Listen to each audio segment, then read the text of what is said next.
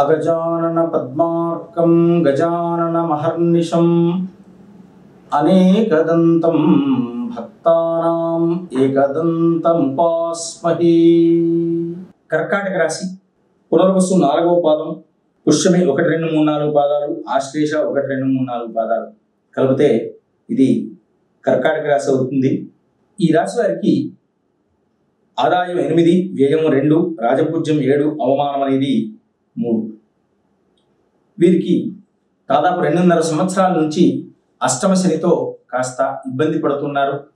ఆ అష్టమ శని ప్రభావం అనేది పోయింది.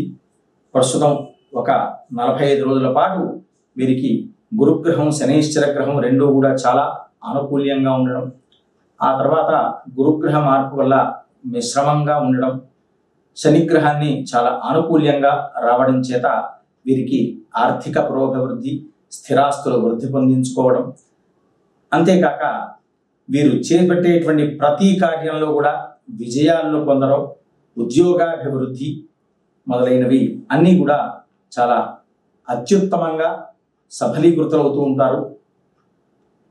దానితో సమాజంలో గొప్ప గుర్తింపు అనేది సంభవిస్తూ ఉంటుంది. వీరు చాలా కొన్ని విషయాల్లో జాగ్రత్త పడి నడుచుకోవడం అనేది చాలా అవసరం. దానితో ప్రతినిత్యం కూడా మీరు ఒక రాహుగ్రహ కవచాన్ని పఠించండి. దానితో పాటుగా గురుగ్రహ కవచాన్ని కూడా పఠించండి. ఈ రెండు పఠించడం చేత మరింత శ్రేయోదాయకంగా ఉంటూ ఉంటుంది.